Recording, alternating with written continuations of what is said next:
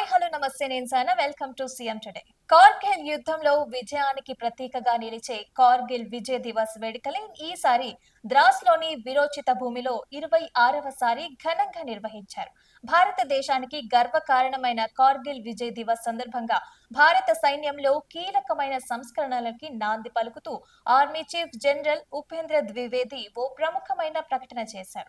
ఆధునిక యుద్ధ సవాళ్లను ఎదుర్కోవటానికి సైనిక సామర్థ్యాన్ని మరింత పటిష్టం చేయడానికి రుద్ర అనే పేరుతో కొత్త అలాం బ్రిగేడ్స్ లను ఏర్పాటు చేయడానికి ఆమోదం తెలిపారు.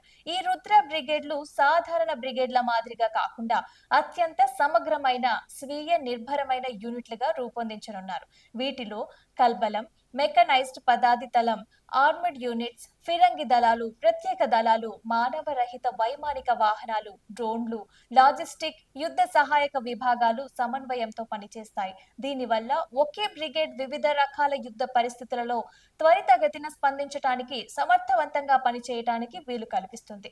గతంలో వేర్వేరు విభాగాల మధ్య సమన్వయం కోసం సమయం పట్టేది, కానీ రుద్రతో ఆ జాప్యం తగ్గుతుంది. అంతేకాకుండా రెండు పదాతి దళ బ్రిగేడ్లని ఇప్పటికే రుద్ర బ్రిగేడ్లుగా మార్చినట్లు వర్గాలు తెలిపాయి.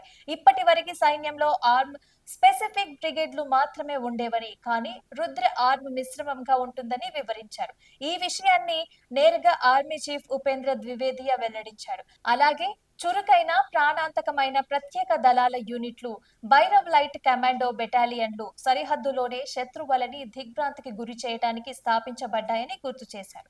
ప్రతి పదాతి దళ బెటాలియన్ ఇప్పుడు డ్రోన్ ఫ్లాట్లను ఉన్నాయని చెప్పారు. అయితే ఫిరంగి దళం దివ్యస్త్ర బ్యాటరీలు, లోయిటల్ మునిషన్ బ్యాటరీల ద్వారా దాని ముందడుగు సామాగ్రిని అనేక రెట్లు పెంచుతుందని చెప్పారు. అయితే ఆర్మీ ఎయిర్ డిఫెన్స్ స్వదేశీ క్షిపణి వ్యవస్థలతో అమర్చబడుతోందన్నారు. ఇవి మన బలాలని మరింత శక్తివంతంగా తయారు చేస్తాయని వెల్లడించారు. ఈ కొత్త నిర్మాణంతో పాటు సరిహద్దుల్లో శత్రువులకి షాక్ ఇచ్చేందుకు ఎల్లప్పుడూ సిద్ధంగా ఉండే ప్రత్యేక దళాలని కూడా ఏర్పాటు చేసినట్లుగా జనరల్ ద్వివేది వెల్లడించడం జరిగింది. ఈ చర్యలు భారత సైన్యం యొక్క పోరాట శక్తిని అనేక రెట్లు పెంచుతాయని ధీమా వ్యక్తం చేశారు. వృద్ధి చెందిన భారత్ 2047 లక్ష్యాన్ని నెరవేర్చడానికి సైన్యం పూర్తిగా సిద్ధంగా ఉందని ఆయన పునరుద్ఘాటించారు. సైనిక సన్నద్ధతతో పాటు సరిహద్దు ప్రాంతాలలో, ముఖ్యంగా లడక్ వంటి ప్రాంతాలలో అభివృద్ధి పనులను కూడా సైన్యం తోడ్పడుతోందని పేర్కొన్నారు. ఇది దేశ నిర్మాణంలో సైన్యం పాత్రని తెలియజేస్తుందని జనరల్ ద్వివేది వెల్లడించడం జరిగింది.